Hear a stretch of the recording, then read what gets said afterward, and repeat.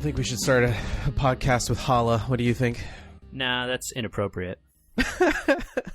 Episode 57. Last episode was on the drive. We didn't know if it was going to be used for 56 because we could, blah, blah, blah, blah, blah, blah, blah. Everything went just in order. We recorded an extra episode. It was used exactly the next week. Yeah, there was a momentous life occasion for the Andrew family over there. Congratulations, you and your wife, on your wonderful new daughter.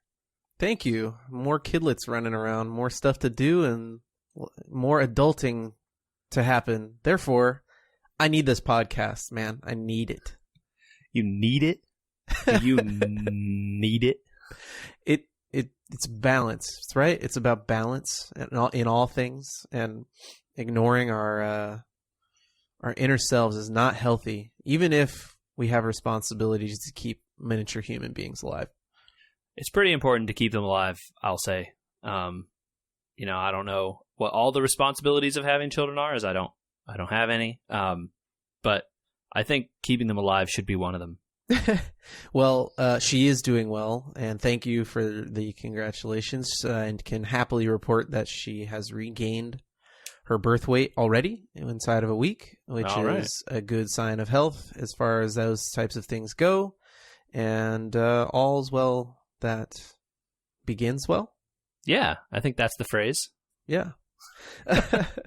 That's my kind of homeowner's minute, although I bet you have been doing a lot of not sleeping and dealing with that stuff, I think. Not too bad. I can't complain. Katie has really, really fared better in this version of a birth than the last time, and that's good. I have to give her mad thank yous for letting me continue to try and accomplish all these sorts of side projects at the same time. So it's really working out this time. I think that we're getting some sleep. I feel like we're both sleeping more than the last time, but I don't want to make that assumption. Sure. I mean, no one's there with a stopwatch, so. Yeah, right, exactly. I did do one fun house thing. Shout out to our friend of the show, Matt. We were headed off to a Ducks game last week, and he drove down my street and said, "Come with me." And we walked up the street. If you want to live. Yeah. We walked back up the street and carried back to my house 2 in decent shape doors to replace the soft core doors that are falling apart at my house. So, okay, wait, we gotta. Sorry, I'm gonna derail this conversation because you're gonna tell me about doors right now, because I don't know that I know the difference between a soft core and a hard core door.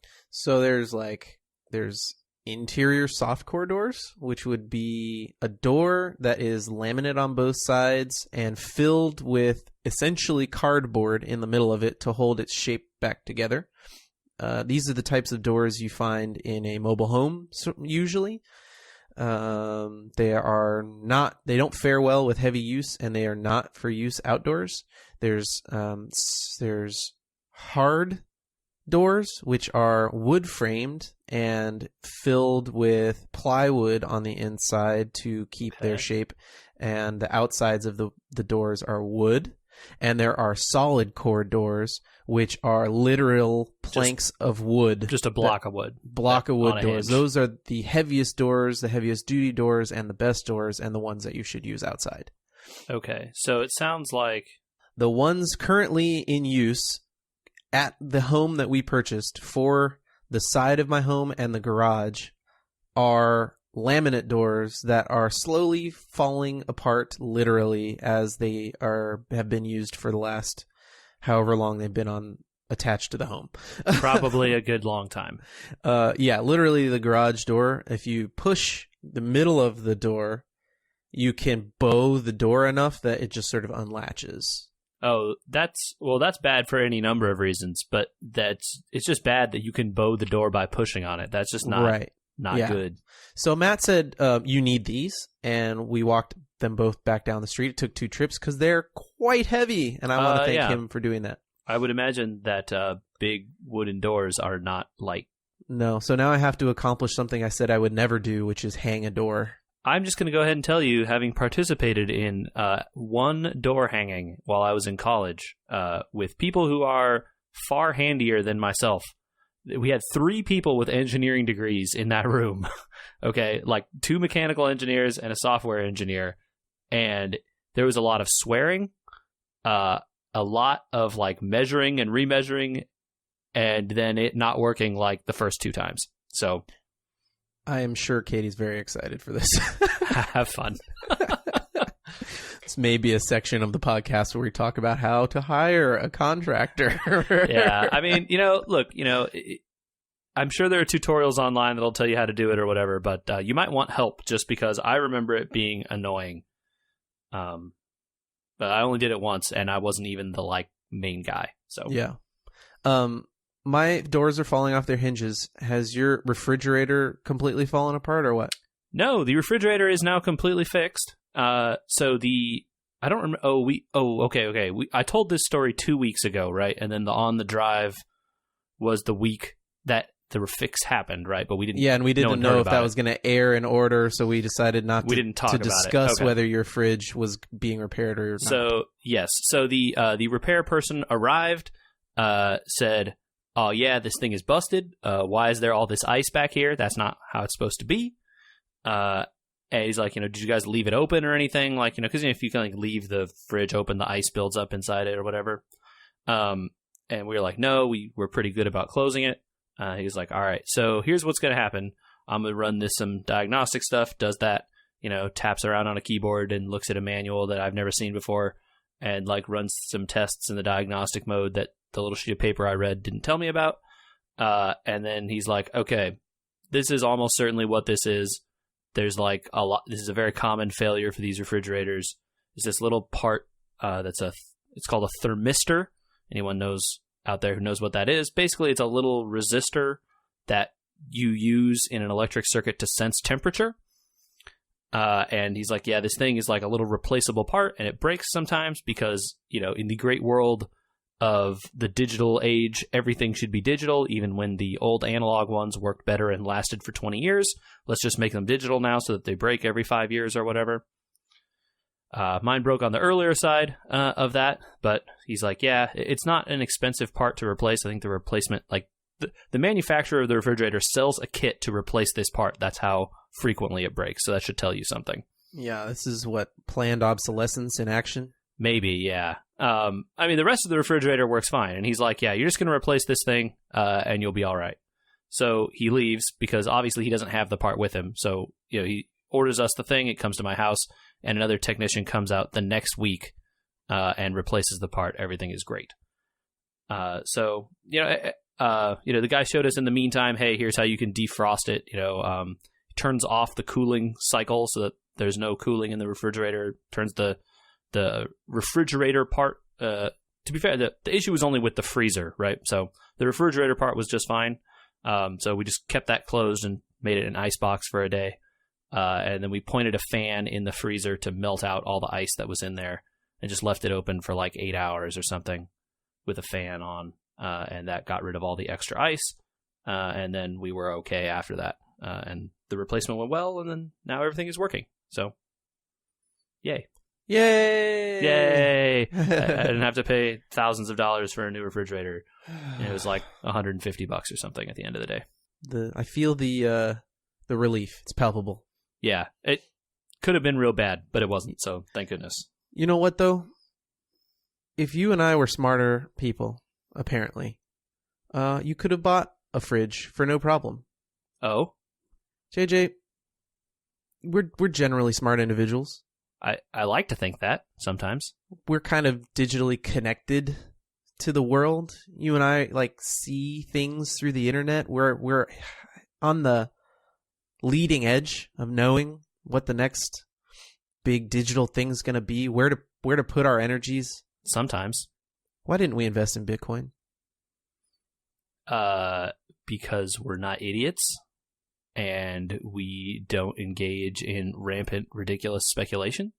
But rampant, ridiculous speculation of $100 10 years ago would have us be millionaires right now. And so here's the thing with Bitcoin, right? I actually do know some stuff about this. I never have owned or mined any.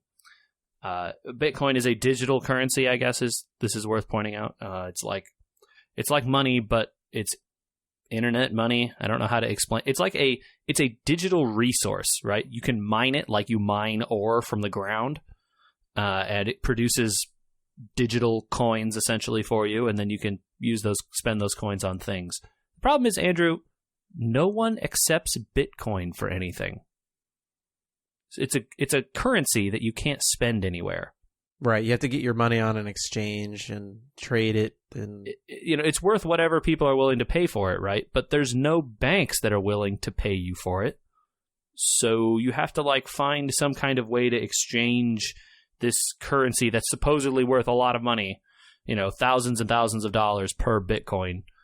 And to be fair, one Bitcoin is actually a lot of Bitcoin, right? It's not, you don't need to have, most people would have 0.0 something Bitcoins.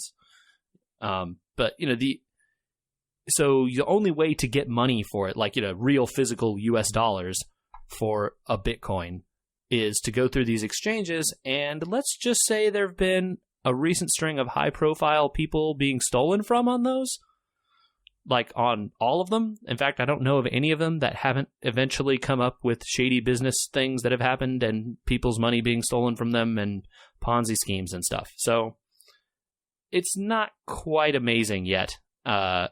It's a good idea. And the fact that all the transactions that happen with them are all logged, and there's this big register of transactions that says every transaction that's happened with a Bitcoin between person X and person Y. And so just, you always know where all the money is, or not where all the money is, but all the any changes of money that happen between people. So it's very verifiable, and exchanging is safe, right? The problem is that when you attempt to go from Bitcoin to other currency, that's where the criminality comes in. Yeah. So just seems so worth the risk right now. Well, years ago, I knew someone who had some Bitcoins and was like, this is back when they were worth $1,000 a Bitcoin. Yeah.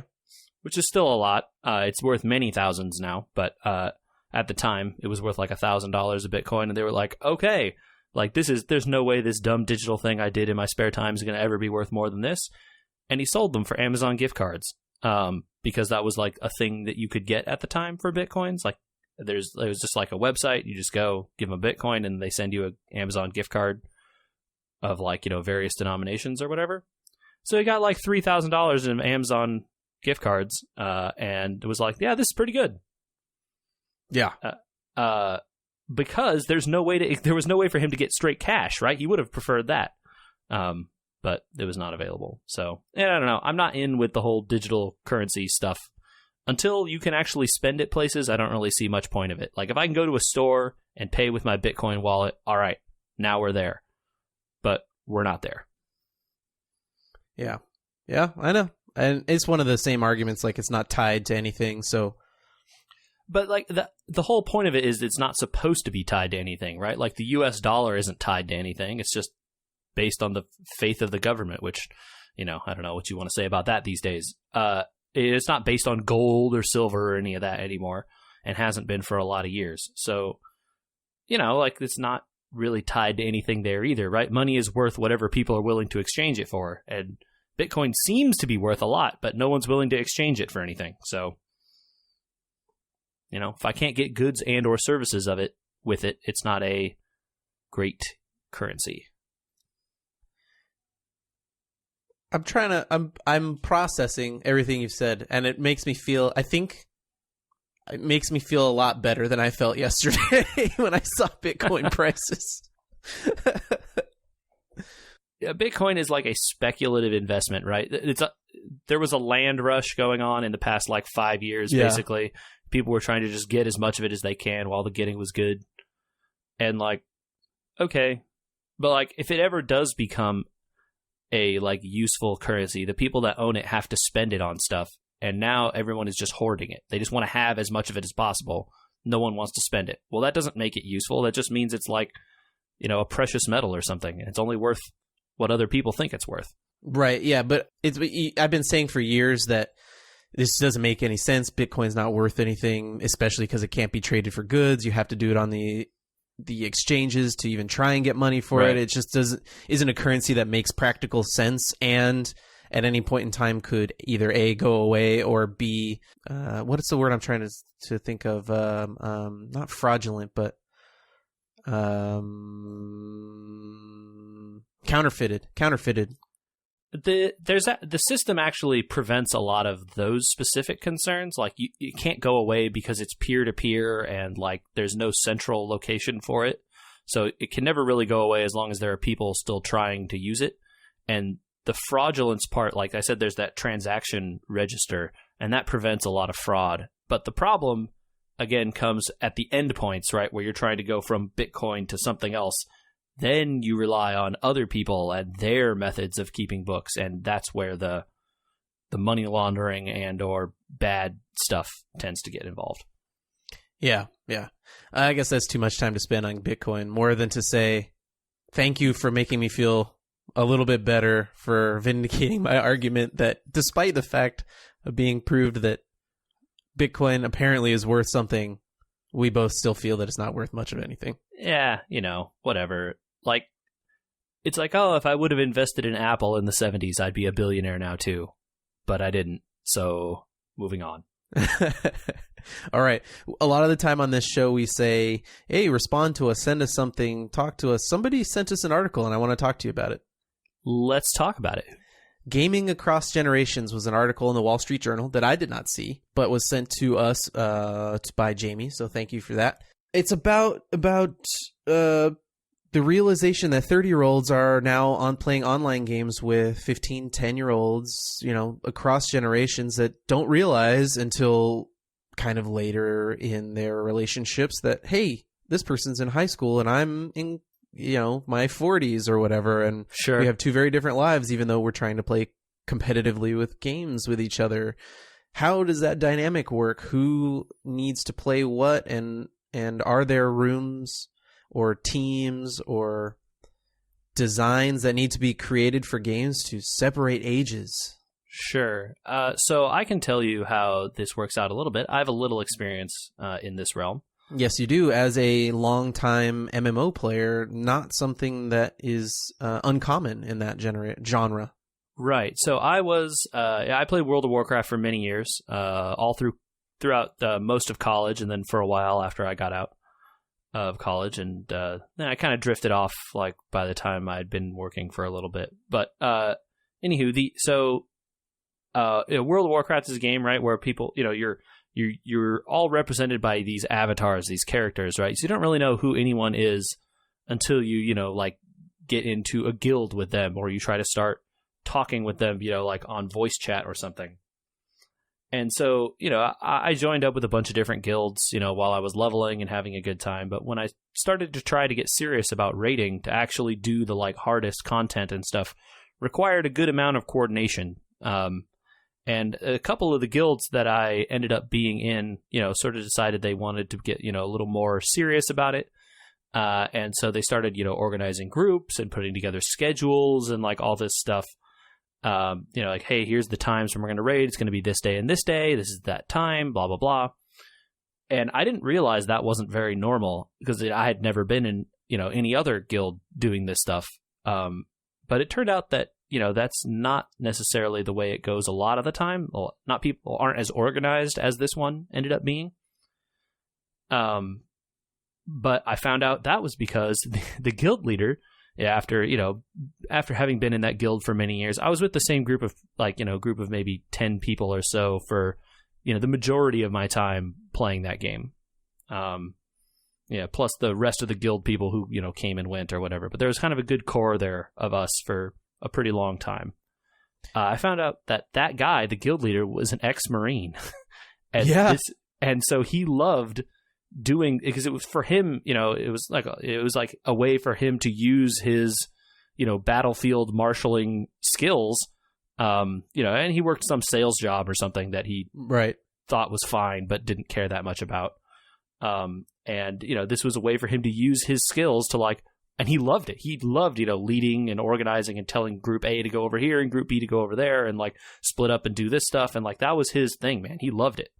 It's not uncommon. I used to work with a Teamster that was one of our van drivers / gang boss later on in his career that would play World of Warcraft on his laptop over an air card when we were on, like his Teamsters sometimes they get downtime because they're not driving. And he'd play World of Warcraft on his laptop in his van. I mean, it's really not uncommon. A lot of, I think, military end up playing these types of games, especially MMOs or Madden type games where they can kind of marshal teams and use skills that they've learned to enjoyment in a way, right?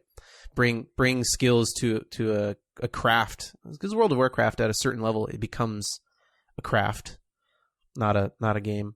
It definitely becomes about teamwork at a certain point, right? Not only can you press the buttons on your keyboard or whatever at a certain rate at a certain times in order to do the spells and whatnot, but also like do you have enough situational awareness to like not stand in the fire, or like to, oh hey, there's a giant meteor that's going to land here in a second, can I move over and like not be in it while I'm also pressing these buttons and not skipping a thing and blah blah blah blah blah. So it turned out that this guild that I was in, led by this ex-Marine guy, was mostly older folks, older than me for sure. I was one of the younger people by being a college student in the guild, and they kind of didn't want like actively young children in the guild, because all of them had lives and many of them had children and jobs and stuff, and they were not necessarily like interested in the like really hardcore gaming stuff that maybe, you and I were into when we were younger. Like they didn't have time for that because like, okay, after dinner ends at this time, with my family and whatever, and then I can play games. So that, cause like that was their schedule. So that's kind of like, hey, these are when's we can raid because this is when the majority of people are done with whatever they're doing in their life and have time for games. Right. So Xbox a long time ago, and I don't know if they still do this, maybe Ken or somebody else can email us and let us know. They used to have a self-association of, I think it was 3 different levels of gamer. What type of gamer are you? A casual gamer, a hardcore gamer, or like a in-between style thing? Maybe there's room in some of these games to add that type of preference, because a lot of the article seemed to me to be people complaining. It was a lot of people complaining, let's be clear, about especially free-to-play games where somebody in their 40s, because they don't have a ton of time to be on their phone to do the free-to-play thing, were spending money, $300-$400 on Clash of Clans, which, first of all, you shouldn't do. But when they were doing this, they felt as if the younger players who had time maybe to do the free-to-play but not the money to spend were kind of inhibiting their style of play. Maybe in these games there's a room to accommodate some sort of, I don't want to say age bracket, because ageism is just wrong in a way. Well, and it's not necessarily strictly about age, right? Like like my friend and I were younger people in this guild, but we were just as capable and sometimes more capable than the adults who had, kids and whatever other stuff going, because we had time to dedicate to this stuff. So we could end up being, like we were more knowledgeable about, some of the things in the game than some of these other people. And that just meant, it's not about age, right? It's about time in a lot of cases. Right. So maybe time played or some sort of system like that is better for separating people. But a lot of it has to do, though, at least in like Clash of Clans and these kind of like online phone games, the phone games are built like specifically Clash of Clans. I don't know about some of those other ones in the article, but I do know a little bit about Clash of Clans. And that game is it's always happening, right? So anytime it's like a real-time strategy game that's kind of always running in the background or whatever. Not necessarily the app is always running, but the world of that game is always running. So if you get attacked or whatever, all of that happens, whenever it happens, right? So if you're asleep or if you're, off at school or you're at work, right? Like, and you can't get on your phone to like respond to whatever is happening in the game, that's like a detriment, right? So it actively rewards you for being on it all the time, constantly doing stuff, constantly pumping in units and money and whatever. And so, people who want to play a certain way, right, who like are, okay, I'm going to drop a ton of money here this month and then use all these units and then, next month do that again. And that's kind of my style of playing that game. It's like the game doesn't give you any way to like know what kind of player you are. And like, yeah, maybe that's an issue for the designers of the game to be like, hey, we want to kind of because they already have clans, right? Like guilds of way you can divide people, but they don't really give you any way to know who the people on the other end of your guild are. It's just kind of like, I don't know, here's a nameless face. And yeah, maybe they should, invent some ways to allow people to categorize themselves or something so that the guilds will end up working, or the clans will end up working better together. Or, you just find a guy like this ex-Marine that I was with in World of Warcraft and let them do it all, and then you just follow orders. It works really well for us. Yeah. Okay. Well, I think that we both kind of have the same opinion. Allow people to maybe self-associate and move on. You don't have to respond to people when they apparently pester you for free units in Clash of Clans.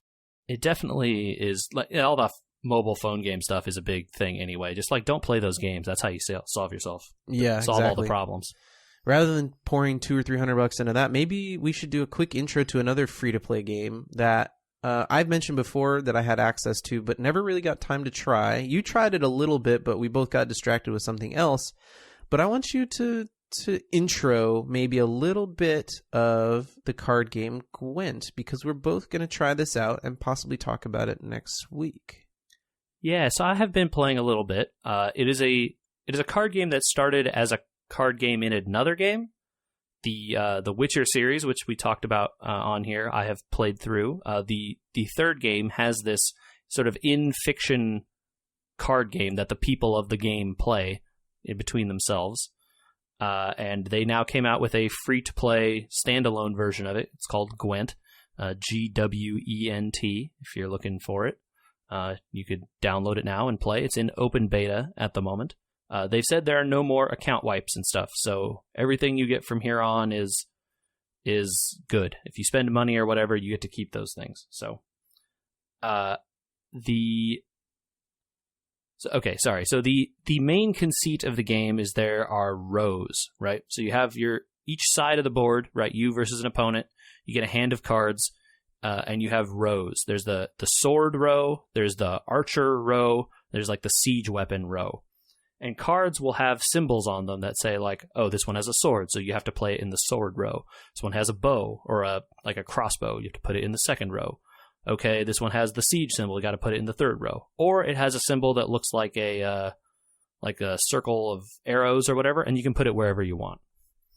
So, and all the cards have numbers on them, and most of them will have text beyond that. But for the intro, all we need to know is it has a number. You play the card down, the number gets added to that row, the sum of all your rows is the total. At the end of the round, whenever both players have passed, whoever has the higher total of all the numbers on all your rows wins. That's the game. And you go back and forth. You either play a card or you pass. Those are your only options. If you don't play a card, you pass, and then you will take no more actions that turn until the other player passes. Now, for a lot of people that are maybe more familiar with our talk on Hearthstone, you don't draw tons of cards like you do in that game. Your cards are very limited, so a lot of people do pass very often in this game because strategically you may need to save a lot of your cards because you're not going to get a lot more, and you need to win rounds, and sometimes rounds are just lost causes. The deck size is smaller. It's 25 cards. There's like some restrictions about what kinds of rarities and stuff that you can have in the deck that are a little different from Hearthstone, but that stuff really doesn't make that big of... It does make a difference, but it's not that important to this discussion. But your your opening hand of cards is much bigger than in Hearthstone.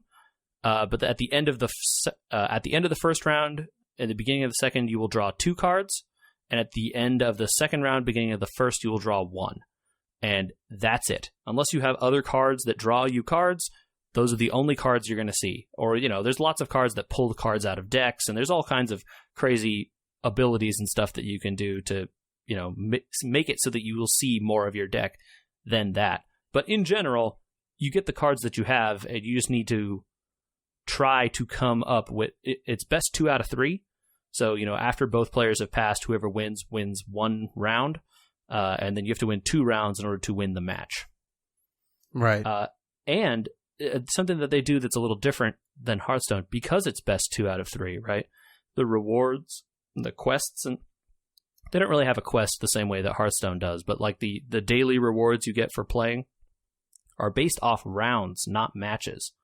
So you don't even, if you lose the best 2 out of 3, you still got 1, if you play all 3 hands, right, you still got 1 win out of 3, and that counts towards your daily total. So even in a match where you lose, you still kind of got something, unless you lost 2 straight, in which case, well, that was probably not great. It was also probably very quick, though. Yeah, you probably got stomped pretty fast. How fast are the games? So they can take a bit longer than Hearthstone. The turn timers seem a little longer, but in general, the plays are quicker because there isn't as much like interaction between the cards that are already in play, right? You don't have to attack with your things on your board, right? You play them, they're just there. Mm-hmm. Or they do something ongoing or whatever, the cards do what the cards say, but in general, you're playing a card. Maybe the card has an ability that affects your side or their side. That's your turn. Now it's their turn. Nice. and it goes back and forth. It's pretty fun. I'm really enjoying it. The rewards seem better or more generous than in Hearthstone, which is nice. If you win 6 rounds, you get the equivalent of 1 pack of cards worth of money. So, 6 rounds is not that much, so I've sort of just been doing that every day. There are some single-player challenges which help you unlock new leader abilities and stuff, which are a thing that we can talk about when we talk more about it. But they reward you with some currency and stuff for doing those too, and some free things that let you play different styles of decks. Nice. So, it's pretty cool. I think The Witcher's out on PC and Xbox, and we'll talk about our full impressions next week, but I thought it was a good intro in case anybody else wanted to try it out before we talk about it more heavily, so that we can just get right into the meat of what we like and what we don't like and how we feel about it after we try it out. But our original plan was to maybe talk about it more heavily this week, and I think that we have a little bit meatier discussion to have because, JJ, we got an email yesterday that I've been waiting for months. Yes, out of the blue. It contained a code for the BattleTech single-player beta.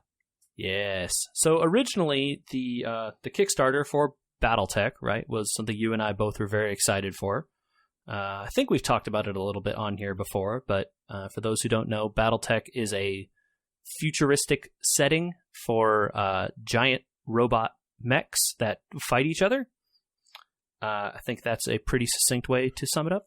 Would you say? Yeah, I literally just imagine your giant Gundams smacking each other on the battlefield. If you're unfamiliar with BattleTech, it's the American equivalent to Gundam battling. Yeah, and it was an RPG system. It was a tabletop game. There were books, there was literature. It was a big old thing for a number of years in the past. Huge sci-fi book series for a long time, and it just sort of seemed to peter off. I don't know if people lost the rights across the board. I know that there were some rights issues, for sure. It kind of got muddled when the MechWarrior rights were separate than the BattleTech rights, and all this sort of stuff is kind of spread out and become quite diluted and therefore less interesting to a lot of people. So BattleTech specifically has kind of fallen off in terms of the popular cultural knowledge, especially I think because the tabletop is kind of gone and the RPG seems to not have been updated in a long time. I believe the tabletop version was the one that ran into the most rights issues with some of the designs for their robots and stuff had been improperly licensed from things in Japan, and there's a whole thing, and so they sort of lost all the rights to that stuff, and so the game kind of just went away, which was a bummer. But now this company, Harebrained Schemes, is bringing it back in a video game that is yo, it's that tabletop game. Okay, let's give a little bit of an overview of the game for people to kind of get an impression of what it's like. So, the single player beta, at least at this point, is non-story related. It's literally just kind of like an arena battle. You get 4 mechs on your side with 4 pilots, and your computer opponent gets 4 mechs on their side with their pilots, and you're in a small zone where your mechs pilot around kind of in grids. There's a grid basically. for sure. There's like a hidden grid underneath the map that your mechs can move to spaces on. So very much like a tabletop game, less like a Warhammer style thing where you just sort of measure, and more like a HeroClix or a WizKid style game where you had squares to move onto. I really wish they had some options in the beta so that I could see the grid, because I know there's one. I just want them to show it to me. Yeah. It's very pretty to not see the grid or the dots. It looks better. It looks better. But I'd like the preference to turn it on, that's for sure. And I should definitely put that in the feedback. Yeah, and who knows? Maybe that's something they're planning. Like they've said, this beta is like extremely a beta. There's tons of features that are broken. There's stuff that doesn't work. There's like things that just crash. The map motion with your mouse is kind of like horrendous. It's really janky. Yeah.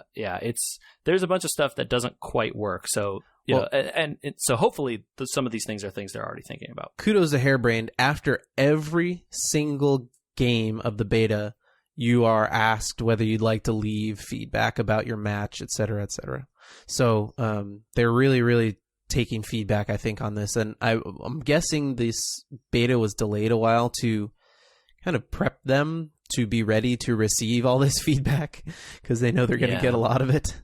Well, I'm sure that they wanted to put out a product that is good and complete and, enough to, give people what they want. But they originally said the beta was going to contain online stuff, and they pulled that, pretty close to the last minute here. And they said the beta will stick around for a while, at least, I think they said that at least a month after the online is implemented. While we're giving them props, I also have to tell you, it works on my Mac. Right, yeah, they said it works on OS X or whatever. Mm-hmm. Which is pretty cool of them to, implement support for the other people at the same time, which is pretty rare for a lot of games, right? They just come out on PC, and then if they get Mac ports or Linux ports or whatever down the road, so it really does capture the feel of a tabletop game. I don't know if you got that. Did you get that feeling like I did? Definitely the feeling of that, because more than just like, oh, you're moving on a grid and you have certain spaces in between. There's the paper dolls for your mechs, right? So not only do you just shoot at you don't just walk around shooting at other mechs and they have a health bar and they fall over, right? When they're dead, you can shoot them from the left, from the right, and you damage them in 4 quadrants, front, back, side. And the damage is then transferred on the paper doll to that specific side of the mech. So if you shoot it on the right a bunch, the right arm's going to fall off and they're going to lose weapons. If you shoot it in the left a bunch, their left arm's going to fall off. If you shoot in the back, them in the legs, the legs exactly. fall off and then they can't move as far. And if you shoot both legs off, they blow up. Right, exactly. So that level of detail in terms of where the damage goes is very tabletop-ish.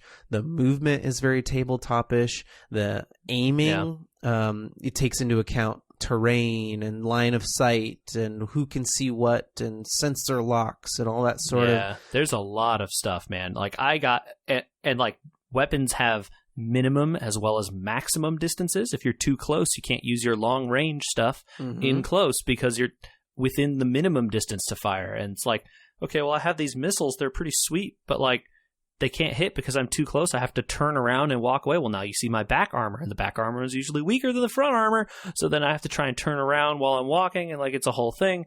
And like, man, the game is tough.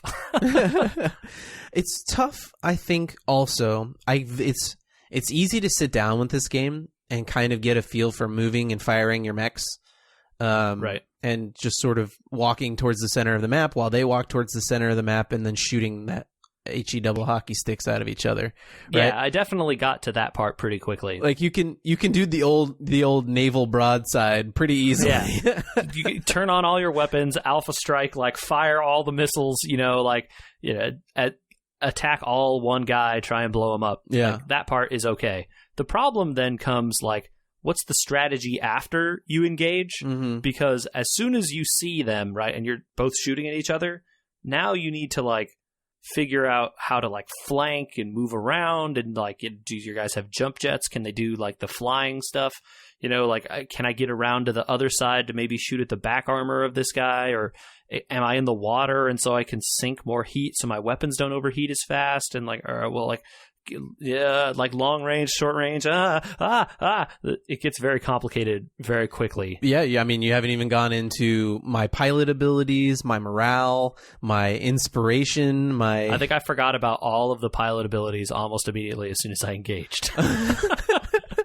No plan survives contact with the enemy, JJ. It doesn't. I was so busy trying to so they shot this guy's arm off. So like, what weapons did I lose here? Okay, I lost like the 2 medium lasers. All right, well, that's not so bad. Well, now I have like a short range. Okay, I can run in for melee attacks and like try and knock him over and then get some free shots. And it's like it's a man. And you can just like a tabletop game, you can roll a critical strike. Like, oh, I rolled my D20 and hit a 20. Let's talk about critical strikes, Andrew. How do you feel about them? Did you have any occur against you? Oh, yeah. It's pretty great when your light mech has no damage on it and they critical strike the head and the whole thing. And it blows up and dies. Yeah, it was pretty fun. Let's go ahead and say I also did that to a heavy opposing mech. I played a larger class game, I guess. They scale the size of the game based on like some point system or whatever. And there's like, it's a 15, a 20, and a 25. And I played a 20-point version. And so there were some heavy mechs, like the initial one skirmish you start off with is a bunch of lighter. The mechs are weighted by like how much they physically are supposed to weigh. Because you weigh more, right? Carry bigger guns and stuff, right? Makes sense. Right, yeah. And so the heavier tonnage mechs usually are more heavily armored, carry bigger and more weapons. And I finally had been fighting this skirmish and whittled them down to only 2 guys. They had a lighter mech and this big heavy mech, while I only had 2 medium ones. And both my medium ones, I was like pretty damaged. It wasn't going great for me. Their light mech was really annoying, but I couldn't focus on it because this giant one was just like destroying me, right? So I was like, okay, I'm just going to focus everything on this guy and just hope for the best. And it's like, fire all the lasers. I'm gonna overheat. Whatever. Let's just do it. Critical strike to the head. I had barely damaged any of his armor. He just fell over dead. Blew him up. I won that battle handily after that. The critical strikes are really mean in this game. Really, really mean. Is that maybe your most memorable moment so far? Yeah, definitely. It's really mean. Man, wow, it's mean. My most memorable moment is not as amazing as yours. My critical strike moments were always my light mechs just exploding randomly. Oh, that definitely happened. I just didn't remember it because it wasn't cool like that. Like, it definitely, I was just like, I ran in a light mech. All right, we'll just like hit and run. Like, get in there, make some shots, run away. Get in, make some shots. Get shot at, blown up, you're gone. Here's my memorable moment. Long matches that, your mechs are just pounding on each other. Nothing's really happening. Everything's blowing up. People are losing arms. You're down to 1 mech each. There's just lasers and missiles and everything just blowing up all over the place. And you're circling each other. So it's just front armor taking tons and tons of damage. Yep. At a certain point in each of my matches, I kind of got down to the point that we both have 1 mech left and no weapons, and my matches just sort of ended with just mechs pounding on each other in melee combat. It was like Rock'em Sock'em Robots. That's amazing to watch. I will say something I did not expect, that the melee combat in that game is really fun. It is until that's the end of the match, and you're just like, well, I hope he blows up with this one. Oh, no, he didn't. Oh, he hit me. Okay, now I'm going to hit him. Okay, now he's going to hit me. It's just like 3 rounds. Come on, just lay down. Just lay down. There's definitely some, the sort of like the knockdown, drag out, fight till the very end of that game can be a little tiring, at the very end. But also the AI is not great. No, it's pretty brutal the first time you play because you don't really know what you're doing. I will say that I got beat, I think 3-1 at the first time I played. Like they killed all 4 of my guys, and I only killed 1 of theirs. And yeah, but I figured it out. The AI isn't the smartest for sure. No, and when they're overheated, sometimes they just sort of run around in a circle. Yeah, they're not the greatest at taking advantage of the terrain either. They'll definitely like hide in the trees, where you get a little bonus for hiding in the trees. And they'll move to keep their evasion bonuses up and whatever. But they don't seem to take a lot of advantage of the fact that you can stand in the water and then like fire all your weapons over and over and over again, which I definitely took advantage of, and that's pretty good.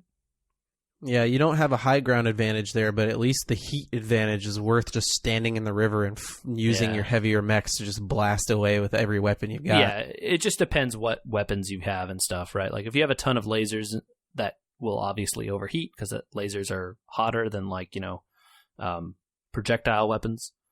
So if you have like a specific mech with a ton of lasers, just stand it in a pool of water and blast away. And that was a lot of fun. But you also do get bonuses for being above and up on hills and stuff.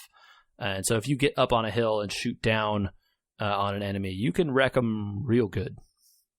Yeah.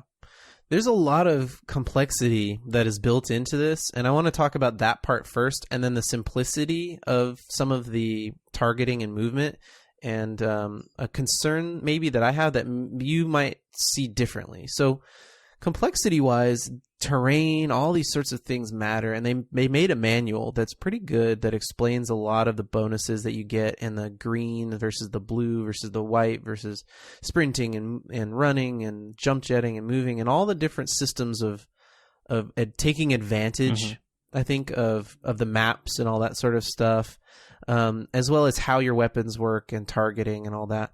I had a hard time, and you tell me if this is something that you had.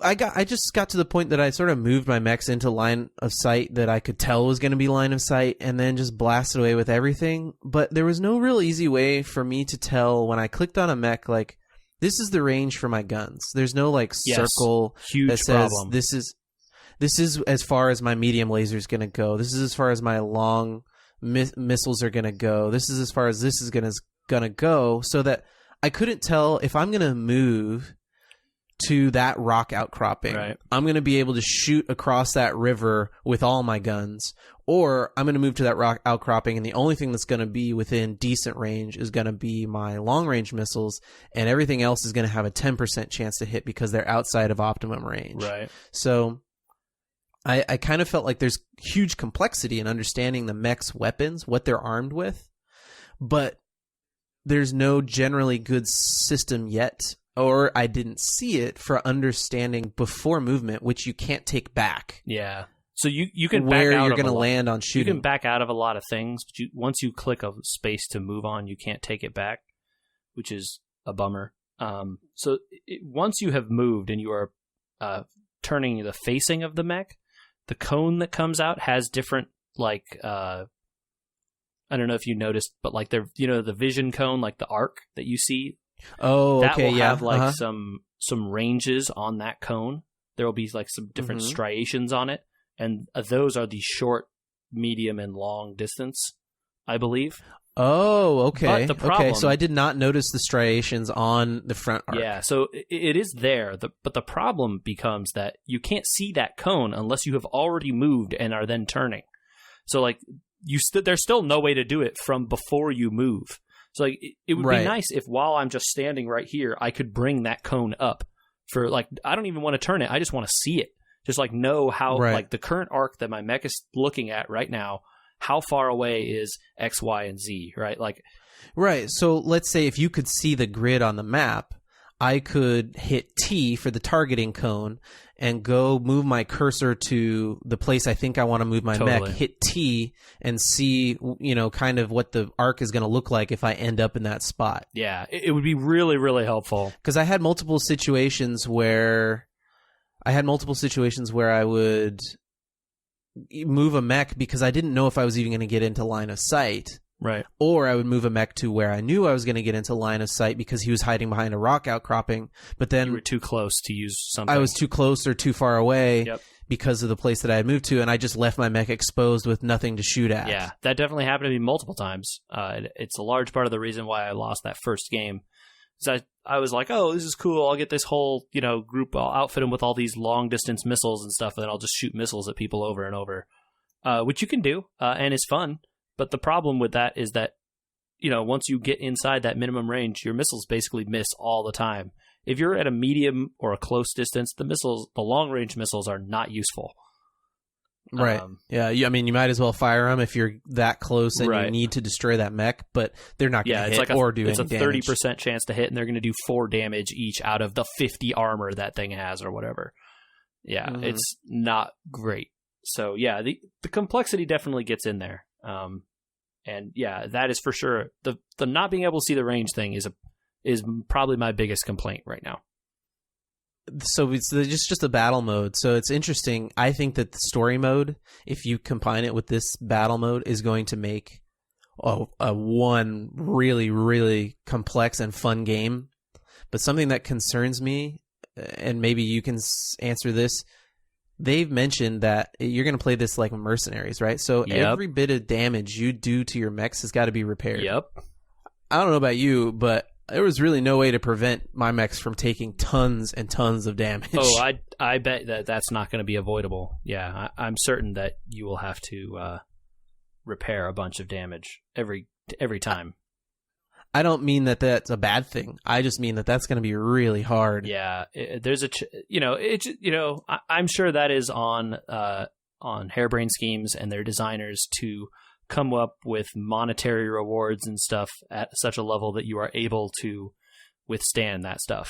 And also, they said there's going to be salvage. So if you shoot the enemy mechs, if you blow off their arms, for instance, well, you're not going to be able to recover the lasers out of that arm, right? So if you shoot off their legs, well, maybe you have better chance of getting access to the weapons and stuff in salvage at the end of the match. And there were rules for that stuff in the old tabletop game, I guess. I don't understand how any of that works. But again, that's up to them to make sure that their campaign and their the rewards and stuff make it so that it's possible. Because like for sure in this, just hey, destroy the enemy mechs arena skirmish kind of thing that this beta is, like, I frequently am ending with one mech with a bunch of yellow and orange zones, and like that's it on like the last turn. Yeah, the rest of my pilots are all dead and their mechs are completely wrecked. Yeah, and I will say it is really funny that like they've done the work and put in a lot of like clearly care about some of this stuff, because like if your mech has loses parts, right, like so your arm, say you blow off both your arms, how do you do a melee attack, Andrew?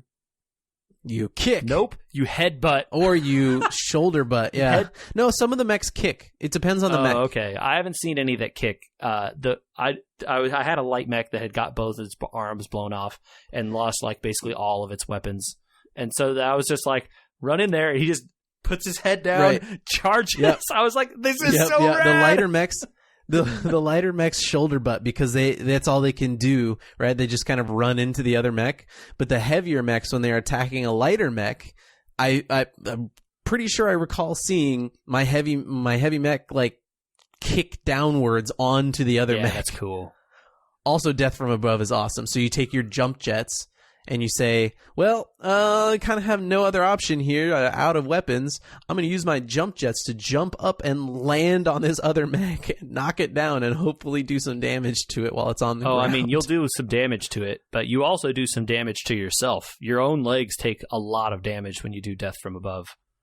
Yep. I did try that one time. It was fun. I did not win that battle. It turns out that weight matters a lot, and heavier Yeah. mechs on smaller mechs do a good job with death from above, and smaller mechs on heavier ones don't really do that much damage. Don't do it. Pro tip. Something I learned. Yep. Did you hear, did they mention, are they going to allow modding for this game? I don't know. That would be cool. I need a kaiju battle mode. Oh, are you just fighting like monsters and stuff? I just literally just want a kaiju battle mode. That would be pretty cool. That's all I need. And you know, who knows? We don't know what the campaign is going to be about. You know, there might be space monsters or something you have to fight. Although the BattleTech universe doesn't have a lot of space monsters in it that I recall. I have never recall hearing that. I'm almost certain the BattleTech universe is only populated by human beings. Or, you know, human-like beings. Clones, whatever you want to say. Yeah. Any final parting thoughts on our first day? Literally our first day, by the way, everybody. Yeah, we played a so bunch of we'll this have last more night. thoughts, I'm sure, in the future on our first day with BattleTech, our huge hype game for this show. Yeah, man, this is cool. I'm really loving it. The menus and stuff feel like you really get the feeling that they wanted this to feel like a tabletop game. Like you were saying, those the paper dolls on the side show you which parts are damaged, and they change and they glow, and like the mechs, even like if you zoom in, I spent a lot of time zoomed in. I don't know if you ended up doing that or not, because you could zoom the camera way out, look down, you know. Yeah. And it's helpful for like determining where the locations of bad guys are and stuff. But like once I started to get closer and like I started zooming in a bunch so I could see the cool animations and like look at the mechs and stuff. Like it's like they modeled a lot of stuff. Like, you know, when you overheat, the whole mech glows red and like pulses with this like, oh no, it's on fire kind of stuff. Yeah, the details seem really cool. I'm excited to play some more of it with maybe some of the heavier mechs, just to see how the like really long game works when you just bring the heaviest stuff. I know MechWarrior Online is out there and that they're working on maybe a single-player campaign, MechWarrior Mercenaries style thing. But this is Mechs to me, man. Mechs are back, baby. Yeah, this is really cool. Oh, it's so funny that we're excited about a game that is so nerdy. It really, you know what it does? There's no hype for this really in the grander scheme of things. I saw one news article about the beta coming out, and that's it. I saw an article on PC Gamer as well, so like people know, but you know, they're a smaller company. You know, some of the previous games they made some of the Shadowrun games, Shadowrun Returns, Dragonfall, which is a really, really amazing game, Hong Kong, which is also Shadowrun Hong Kong, which is also amazing. And they've had a great run with those Shadowrun games, and this was their first, you know, kind of not Shadowrun-y thing that they've done. And those guys clearly love that old BattleTech stuff. They clearly have a deep reverence for it. So I think they've nailed it so far. So I'm really excited to see where they go with it. Yeah, I am uber excited for the full version of this game. If they put as much detail into the story and campaign as they're putting into just the battle portion. I mean, obviously the battle portion is the most important and it's going to take the most time, but I can't imagine they would put any less detail into the campaign. I mean, you know, they've said there's a whole management sim outside of the game, you know, allocating resources and upgrading and repairing and training and all this stuff. So like, you know, that's a bunch of, you know, outside of the battle game that we're playing now, other stuff to graft onto this. So it's pretty exciting. I know we haven't been super active on the Hairbrained forums because there really hasn't been much to say so far, but Hairbrained, you can be sure that you're going to be getting a lot of at least survey feedback from both of us from our time in this game. So far, every skirmish, I have gone to their webpage and filled out a form. So I need to put in my next one because I doubt they're going to listen to this. Hey, I'll tweet it at them, see what they say.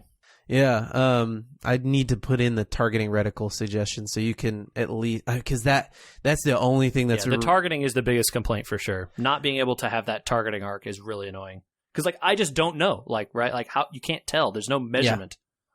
And you know what? If it didn't have the tabletop feel that it has, if it was more of a freewheeling thing like they had originally designed, where you could kind of move anywhere on the map and you're just sort of blasting away in this battle royale mode, that would be fine. But they've given it kind of this very tactical feel, which we're kind of a little bit in between still. And if we're going to go this tactical route, players like myself and you that played tons and tons of 40K sat there on the map kind of a little bit thinking about, well, my things only shoot 6 inches. What's 6 inches? Because there's nothing stopping you in those games from like pulling out your ruler and like looking, right? Like you could. Well, there is in 40K you were not allowed to pre-measure the map, sure, but you could at least kind of understand. Well, I know what 6 inches is. You could have a 6-inch ruler out in your hands and look at it, and then like eyeball it, right? In this, there's not even that. No, there isn't, and like not knowing the grid and knowing how far short, medium, and long is on the grid because you can't see the grid. It's, I'm fine not seeing the grid if we get a reticle that we can place on the map, or I'm fine not getting a reticle we can place on the map if I can see the grid and I know what the ranges are. Like short is 3 dots, medium is 7 dots, long is 12 dots. Because they don't like. There's no. It's just like short, medium, long. That's all you know, right? Like these are the short distance missiles. These are the long distance missiles. Long laser, medium laser, short laser, PPCs and guns, and that's all you get, right? Like they don't tell you distances or ranges or anything like that. They tell you damage values, like if you get a full hit or whatever, this is what it would do. But you don't get a lot of feedback about each of the individual weapons, and maybe that's something that would happen when they add a way to customize mechs, because there currently isn't that. Right. And I don't know that that's coming for the beta either, but it's something that definitely is going to exist in the game, and that is something that people will want to know. Okay, well, like what's the trade-off between the medium laser and the large laser? Like how much more does this one weigh than this one? How much farther can it shoot? And like at that point, right, you need to have a way to gauge them, and in battle there's certainly no feedback on that, but they have to give it somewhere. Exactly. It's funny though that this is like we have this one comment, but you get this feeling of what this game's gonna be too at the same time, and and it could be something special for sure. It's kind of like tasting like the sauce before it goes on the steak. Somebody's like, I made this sauce for the steak I'm grilling later, and you can just taste the steak already. Yeah. Once you try the sauce. Yeah, it's good, man. I like this sauce. All right. Well, I am certain that we're going to talk more about this next week after we've spent a little bit more time with it. Maybe not as in-depth as we did today, since we have more time that we got to spend on Gwent. But this, I think, might be our long-term, our new Hearthstone talk, as they start to add. We talk about Hearthstone a decent amount on this show. I think as they start to add more things to this beta, we're going to keep talking about BattleTech. For sure. I am excited to keep playing it, learn the ins and outs, the ups and the downs. So, I wish them the best, and this is really cool so far. All right. Where can people compile their comments about BattleTech if they also tried it, so we can send over our messenger pigeon to Harebrained Schemes with everyone's comments? Well, they can start by giving us those 5-star reviews on all the sites that podcasts are sold on, and not sold, I guess. Anyhow, give us some reviews on the iTunes, the Google Play, the Stitcher, that's a good place to start. But then if you wanted to actually send us letters, that's podcast@weweregamers.com. That's an email address right there. We're at WeWereGamers on Twitter. We are Facebook.com/WeWereGamers. Instagram, WeWereGamers. WeWereGamers on the internet. I'm trying to think of something witty to say about Mechs, but I can't do it. It's all right, dude. How are we going to end the show, JJ? Not with a bang, but a whimper. Yeah, that's kind of how the end of my BattleTech games go. Yeah, I definitely lost some bad defeats there, so that would be infitting.